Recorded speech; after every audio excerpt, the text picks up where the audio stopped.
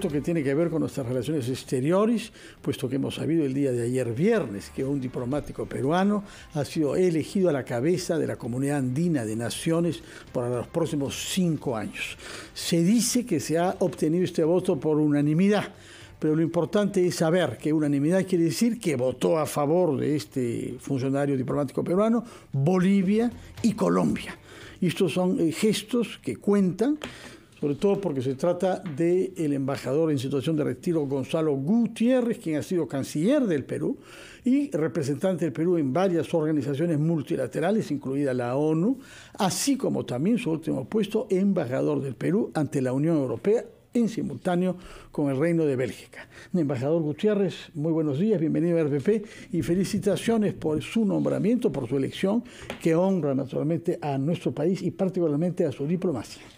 Muchas gracias, señor Carvalho. La verdad es que yo me siento muy honrado por esta decisión unánime de los 4 países andinos de entregarme a partir del 1 de septiembre la responsabilidad de liderar la Secretaría General de la Comunidad Andina. La Comunidad Andina está pues en la esencia de nuestra integración subregional. Es el proyecto más antiguo que tenemos de integración desde el año 69. Y creo que existe una enorme potencialidad para poner a la comunidad andina nuevamente en la vida de las personas, que no se vea como un organismo que está ahí en Lima, que emite decisiones que a veces se sienten lejanas, sino que el hombre de a pie andino pueda sentir que lo que se decide ahí le beneficia. De acuerdo. Hay que destacar también que creo, excepto que usted lo corrija, que es el único organismo multilateral que tiene su sede en nuestro país. Bueno, tenemos oficinas regionales sí, de algunas dependencias, si no me equivoco, de la OIT, por ejemplo, pero la sede principal, entiendo que sí, que la comunidad andina es la única. De acuerdo. Entonces nos ha dicho usted que hay que aprovechar las potencialidades de este mecanismo de integración andina que existe, como lo ha recordado usted, de hace 54 años. ¿En dónde ve esas potencialidades? ¿Qué es lo que se puede hacer que llegue a la población y que la población pueda decir qué bueno que tenemos la CAN en sede en Lima y que hay un peruano a su cabeza? Bueno, espero que digan qué bueno que la CAN haga esto. De alguna manera espero prescindir de mi nacionalidad a partir del 1 de septiembre y representar a los 4 países. Bueno, yo creo que hay que hacer mucho en temas sociales. Por ejemplo, tenemos aprobada ya una decisión andina relativa a sistemas de seguridad social, que tiene 2 pilares, uno el sistema de atención médica, pero el otro el sistema de transferencia de recursos de aquellos que aporten a la seguridad social. Pero esta decisión falta ser reglamentada. Yo haré todo lo posible para que los países decidan reglamentarla. De modo que si hay un trabajador boliviano que labora en Ecuador, un peruano que labora en Colombia, abona su seguridad social, se retira y quiere regresar a su país natal, pueda llevarse los aportes y pueda beneficiarse de esos aportes residiendo en cualquiera de los países andinos. Yo creo que ese es un avance que podría ser muy, muy importante para el ciudadano de a pie. Bueno, además, hay cosas que creo tenemos que impulsar en nuevas áreas. Por ejemplo, la agenda digital. Creo que la agenda digital es importante, está en la vida de todos nosotros. Ver de qué manera la agenda digital y, sobre todo, el rol de la inteligencia artificial, que ahora se nos viene a una velocidad imparable, de qué modo podemos aprovechar al máximo y también tratar de evitar los limitantes y los perjuicios que puede generar. Otra idea que tenemos y que la he conversado con algunos de los ministros andinos es visualizar un sistema de compras. Un sistema de compras de la subregión, de modo que en medicinas, vacunas, fertilizantes, podamos salir a demandar conjuntamente. Siempre pesan 115 millones de ciudadanos más que los ciudadanos individuales de cada país. En temas ambientales, creo que hay una importante agenda ambiental que creo que debiéramos reforzarla y también creo que los países andinos de manera conjunta deberían llevar su voz en los debates sobre cambio climático y medio ambiente. Tendremos en 2 días más una reunión a nivel presidencial del Tratado de Cooperación Amazónica. En Brasil, en Belén de Pará, ¿no? Exactamente. Y yo creo que es una muy buena ocasión para que los países amazónicos y en especial los andinos consoliden una posición frente a los temas que tengan que ver con el ambiente y con la Amazonía. Conversábamos antes, los 4 países tenemos una oferta turística interesante. ¿Por qué no pensar en una oferta turística conjunta que parta desde Cartagena, pase por Galápagos, pare en Lima para comer bien, visite, yo no sé, Cuela o Machu Picchu y siga para visitar el Salar de Uyuni en Bolivia? ¿Por qué no podemos hacer esa oferta conjunta para presentarnos en el mercado como un circuito interesante? Son algunas de las ideas que en temas sociales podemos imaginar, ¿no? Usted ha sido hasta hace poco representante en Bruselas del Perú ante la Unión Europea y efectivamente esos temas que usted menciona forman parte de la agenda común de los 27 países europeos, a los cuales les ha costado trabajo avanzar, les ha costado trabajo de poner prejuicios, hostilidades, hay muchas guerras, es una historia densa, es un continente pequeño con muchas nacionalidades y lenguas. Y hay logros en los campos que usted ha mencionado, pero también, por ejemplo, en educación, ¿no? Con algunos programas que facilitan los intercambios de universitarios y que ha permitido que, en promedio, más de 20% de los universitarios de cada uno de los países miembros, 27, hayan pasado por lo menos un año en estudios comparables en otro país. Podemos diseñar también programas educativos que permitan un contacto real entre las poblaciones que se anidan relaciones y amistades desde la más baja edad, es decir, desde la juventud universitaria. Yo creo que no es imposible imaginar una especie de sistema Erasmus andino, le buscaremos un buen nombre andino, pero ya los esfuerzos en materia de educación están caminando. Le puedo decir como información reciente, como director de la Academia Diplomática, que es mi papel hasta fin de este mes, tuve ocasión de estar y hablar y hacer una presentación a alumnos o estudiantes de los 4 países andinos que se reunieron hace algunas semanas para hacer un modelo de negociación. Es decir, los estudiantes de los 4 países se sientan y muestran o asumen el rol de países para elaborar una decisión andina. Y hay un resultado, una decisión que ellos presentaron y que yo creo amerita sea analizada, amerita sea considerada porque fue un ejercicio muy serio. Este tipo de actividades, seminarios de familiarización y de internalización en los temas andinos es un paso muy importante que debemos dar. De acuerdo. Y esto concierne a qué, digamos, niveles educativos, porque estamos hablando desde las escuelas hasta las universidades, ¿no? Yo creo que quizás a nivel escolar se puede pensar en difusión, en conocimiento. Y ya a nivel universitario o de grado, pues este tipo de ejercicios de aporte, porque lo que han hecho estos muchachos es han aportado sus ideas a la comunidad andina. No es solamente que hayan escenificado una negociación, han razonado, han negociado y han elaborado un documento, que es interesante que lo miremos. Permítame, por favor, que vayamos a una pausa, después de la cual quisiera que hablemos sobre otro aspecto social, que es, según todas las encuestas, lo que concierne y preocupa más a los peruanos, que es la seguridad ciudadana. Y queremos saber qué se puede hacer en el sentido de una mayor integración, efectivamente, de nuestros servicios policiales, que es un tema delicado y difícil, naturalmente.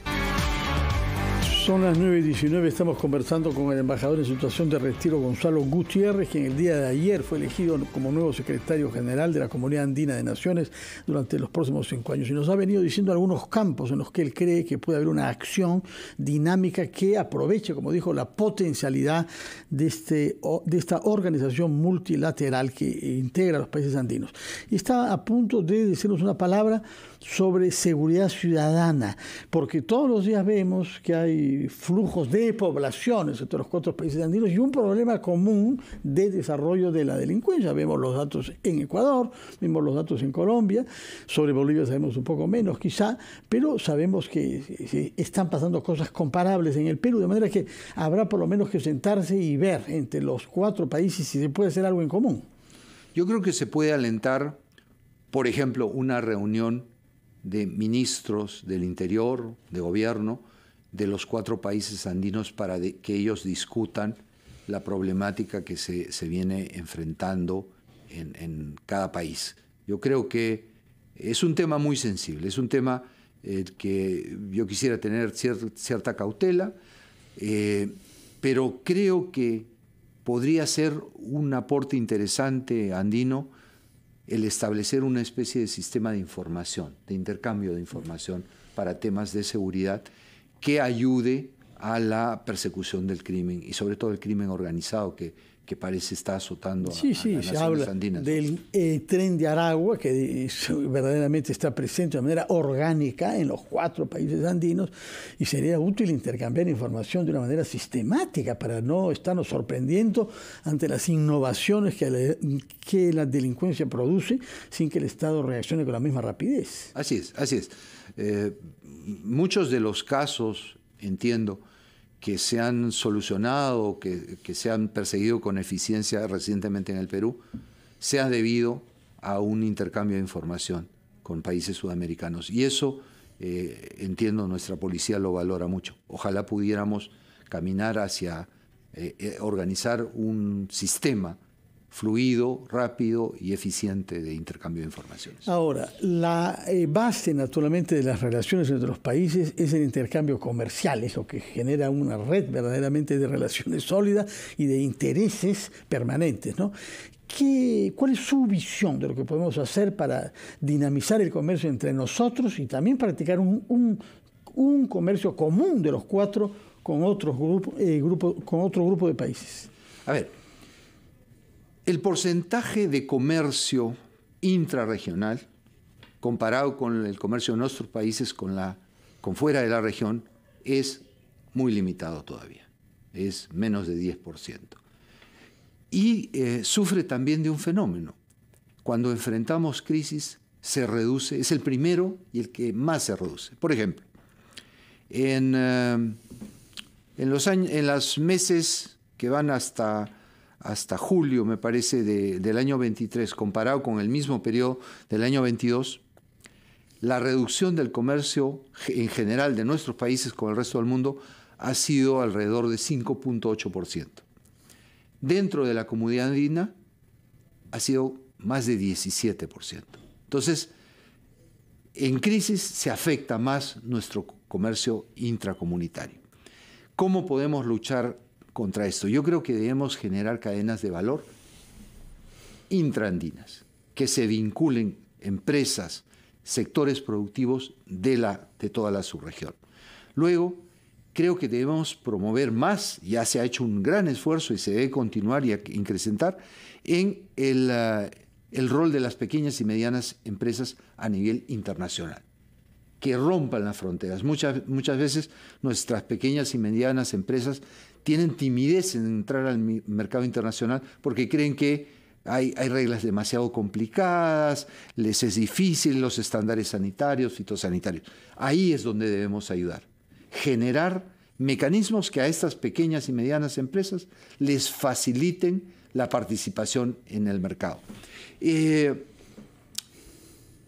Un delegado colombiano con el cual conversaba hace algunos días me decía una cosa sobre la que debemos razonar a nivel andino. Nosotros hemos negociado tratados de libre comercio con las principales potencias mundiales. Colombia y Perú en gran medida, en menor medida Ecuador y Bolivia. Pero le hemos otorgado a estos países una serie de concesiones que no necesariamente se las estamos dando a nuestros colegas y amigos andinos. Debemos hacer una reflexión. Por ejemplo, ¿puede darnos ejemplos para comprender eso? Por ejemplo, las normas, no sé, en materia de servicios, en materia de inversiones, inclusive algunas que pueden tener que ver con algunas restricciones comerciales, no necesariamente se aplica la cláusula de nación más favorecida, que es uno de los pilares de la integración andina, que es decir, conceder a todos las mejores concesiones que damos al resto del mundo. Entonces, también debemos reflexionar sobre eso para que haya un incremento y una presencia mayor de las exportaciones de nuestros respectivos países en los otros países andinos. El acceso mutuo en servicios, lo mencionaba antes, también tiene que ser mejorado. Que nuestros proveedores de servicios puedan tener un amplio, fluido y abierto mercado subregional. Son algunas de las ideas en que estamos pensando, ¿no?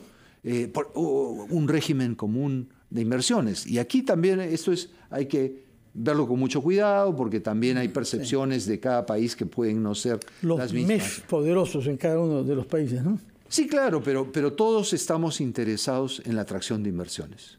En todos nuestros países se ha contraído la atracción de inversiones por una secuela que mencionábamos antes, la pandemia, que fue perjudicial a todo el mundo, luego la guerra en Ucrania, que también afecta a todos, y ahora vamos a enfrentar un problema ambiental, ¿no? Este niño global que se anuncia. Entonces tenemos tres fenómenos concatenados uno tras otro que afectan a nuestro comercio, que afectan a nuestra capacidad de colocar productos y servicios internacionalmente. Hay otro punto que yo quisiera que abordáramos antes de ver clausurar nuestra conversación. Tiene que ver con la articulación de la CAN, cuyo secretario general va a ser usted desde el próximo mes, con otros mecanismos de integración en nuestra región.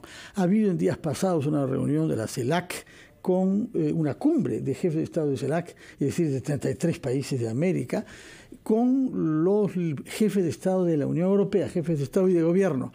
No participó el Perú a través de su presidenta, porque no tenía en ese momento una autorización para salir, sin duda. Pero, ¿qué sabemos sobre los resultados de esa cumbre y cuánto se puede articular con otros mecanismos como CELAC y también, naturalmente, Mercosur, por ejemplo? Bueno, en primer lugar, la presidenta del Perú no estuvo presente, pero la canciller Ana Cecilia Gervasi tuvo una participación muy destacada. Ustedes pueden ver ahí la información de la Cancillería. Tuvo reuniones con múltiples jefes de Estado, y el representante para la política exterior. En fin, yo veo muy exitoso para el Perú ese viaje. Pero hablando ya regionalmente, en esta cumbre se ha ofrecido un gran programa de cooperación de miles de millones de euros. Eso creo que es un paso importante, pero tiene que pasar del ofrecimiento a hacerse concreto. Y allí hay que ver, digamos, los intereses subregionales dentro de CELAC. CELAC agrupa más de una treintena de países que van desde los caribeños hasta los andinos, los sudamericanos, los centros, y México y Guatemala, por si lo consideramos del norte de América. Entonces las problemáticas de cada uno son diferentes. Lo importante es que en ese gran programa de cooperación se centren las prioridades que tiene cada subgrupo para que se atienda de mejor manera la cooperación europea con América Latina y el Caribe. También es importante la interrelación entre la comunidad andina y otros grupos regionales. Mercosur quizás es el más emblemático, somos países asociados mutuamente y creo que también ahí hay un futuro en generar una mejor interrelación. Vamos a ver cómo caminamos. Todavía tenemos, tanto en Mercosur como en la comunidad andina, mucho que conciliar en nuestras posiciones, en nuestros mecanismos de integración, pero hay un gran futuro allí. Y con otros países de la subregión. Además, es importante, creo yo, reforzar nuevamente el relacionamiento externo de la comunidad andina. Nosotros tenemos acuerdos para tener comisiones de cooperación, por ejemplo, con la Unión Europea, con China, con la India. Creo que tenemos que repotenciar eso. Nuevamente, que la comunidad andina pueda presentar hacia afuera, hacia terceros países o a grupos de países, una posición común. Yo creo que una oportunidad primera muy importante es la cumbre que va a tener lugar a partir del lunes en Belén. Sí, justamente me estaba preguntarle, porque los 4 países miembros de la Comunidad Andina son países amazónicos también y van a asistir, de hecho, a esa cumbre en Belén do Pará. ¿Qué se puede conseguir de esa cumbre? ¿Qué piensa usted que está en juego en el fondo? A ver, yo en mi último desempeño en el exterior he visto la enorme importancia que se da ahora a los temas de cambio climático y medio ambiente. Europa tiene este Green Deal, esta agenda verde, que le está dando prioridad pues, por encima de todo. Y eso tiene mucho que ver con la conservación, la preservación y la protección del medio ambiente. Y para ello, pues la zona amazónica está en el corazón, ¿no? De agua, de aire. Si nosotros podemos consolidar una posición conjunta de los países del Tratado de Cooperación Amazónica, vamos a ser una fuerza muy importante para promover esfuerzos conjuntos en lo que se refiere también a cooperación. Porque muchas veces se nos pide, bueno, actuar de manera muy decidida en la preservación del medio ambiente, pero mucho de eso tiene un costo importante, un costo que va hasta niveles sociales. Tienen que haber una cooperación, tienen que cumplirse los compromisos que en el marco del Acuerdo de París de cambio climático se ofrecieron. Eso creo que si los países andinos y los países amazónicos tenemos un frente común, estaremos en mejor capacidad de negociarlo. Embajador Gutiérrez, muchas gracias por su presencia acá. Desde el 1 de septiembre lo tendremos como vecino aquí en el Paseo de la República, en la Secretaría General de la Comunidad Andina de Naciones.